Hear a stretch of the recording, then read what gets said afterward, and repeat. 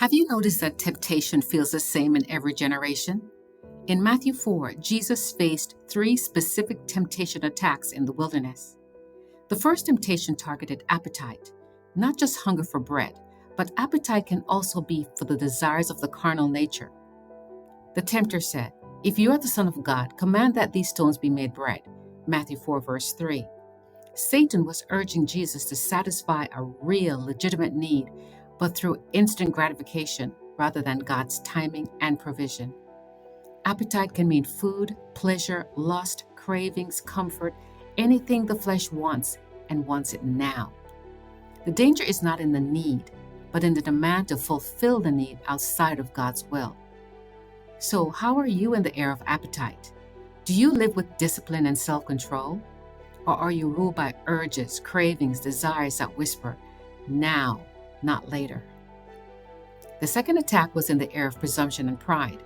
The devil challenged Jesus to jump because angels will catch you. It is presumptuous to believe that faith covers reckless choices.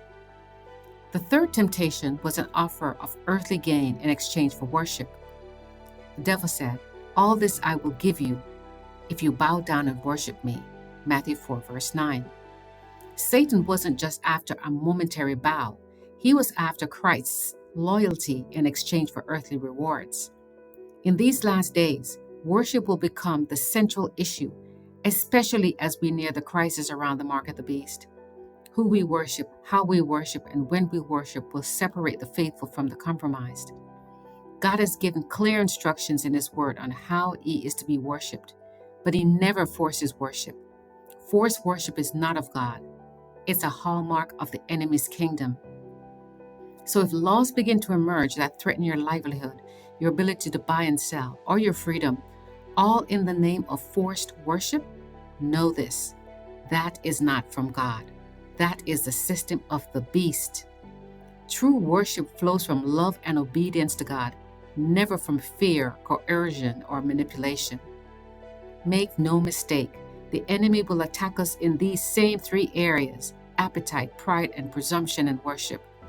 That's why we must follow the example of Jesus, who overcame not by willpower, but by the Word of God and total dependence on the Father.